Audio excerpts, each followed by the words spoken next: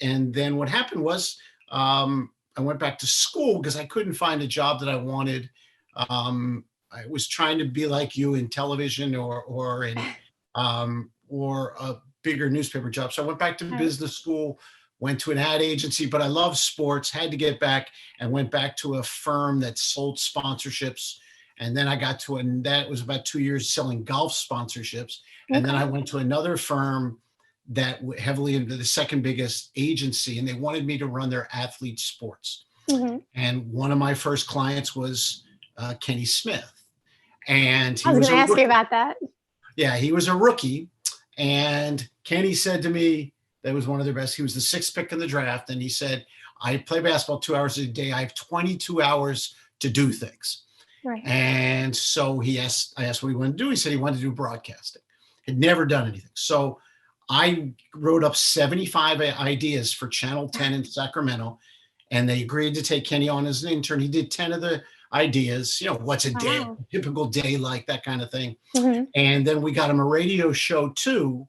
And from that point, Kenny launched his now very successful broadcasting career. And he would tell you that I was the instigator, if you will. And that led to my love of athletes. And I felt like they weren't being served that well, especially not the Kenny Smiths of the world over the sixth pick, Yeah.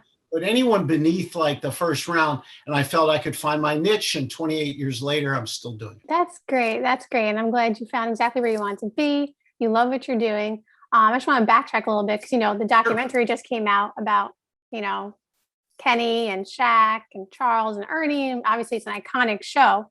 So you're saying that he was actually doing sort of broadcasting back when he was a rookie too? Because we didn't see that part in the documentary.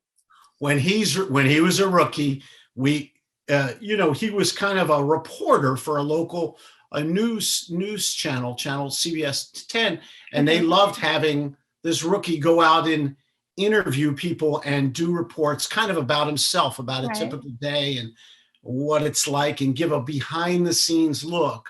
And that's what I tried to do with him. Plus, he did a radio show with a local personality that we set up that he got paid for. He didn't get paid for Channel 10, but that's what started his comfort with the camera. Yeah.